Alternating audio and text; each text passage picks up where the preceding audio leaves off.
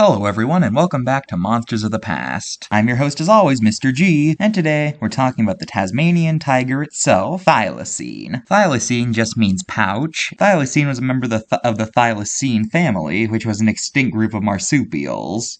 It was a carnivore, and it lived not that long ago.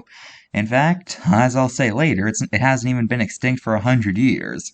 Anyway, Thylacine has been found in Australia and Tasmania. Thylacine was about 4 to 5 feet long and was one of the bigger carnivorous marsupials. Thylacine is a good example of convergent evolution, which, in a nutshell, is when two unrelated animals end up sharing a similar body plan or role in their ecosystem. In this case, Thylacine, which is a marsupial, looks a lot like a wolf, which is a placental mammal.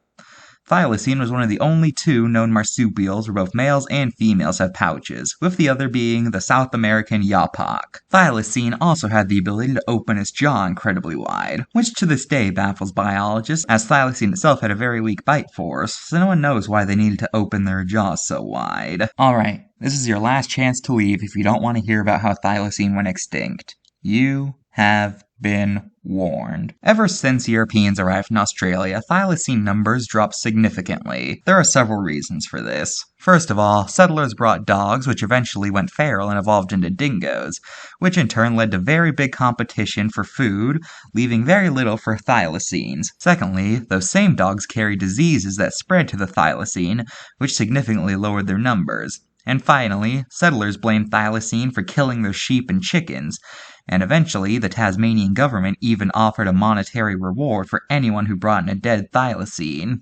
With all these factors combined, the Thylacine went extinct in 1936, with the last one being a male named Benjamin, who died in captivity. Sadly, the story of Thylacine is not a one-time occurrence, as very similar things happen to other animals, such as the dodo and the wara. Now that we got all that out of the way, let's look at the card. First off, I find it interesting that they picked Thylacine to give a card to, as it hasn't even been 100 years since the species went extinct.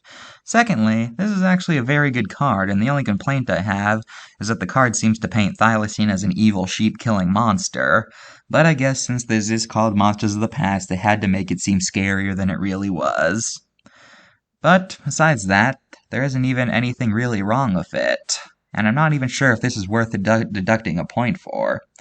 So, to play it safe, I'm going to give it a 9.5 out of 10. Now let's talk about Thylacine's appearances in pop culture. In the Crash Bandicoot video game series, Crash's main rival is a Thylacine named Tiny. Thylacines were the subject of an episode of the PBS kids show Wild Kratts. Thylacine appears as an adoptable animal in the PC game Zoo Tycoon 2. There was a short-lived video game mascot named Ty the Tasmanian Tiger.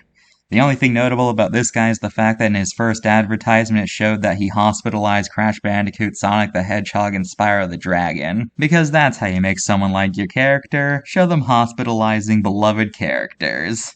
And finally, Thylacine appears on Tasmania's coat of arms. That's all for this episode of Monsters of the Past. Join me next time when I talk about the three-lobed water bugs. Bye!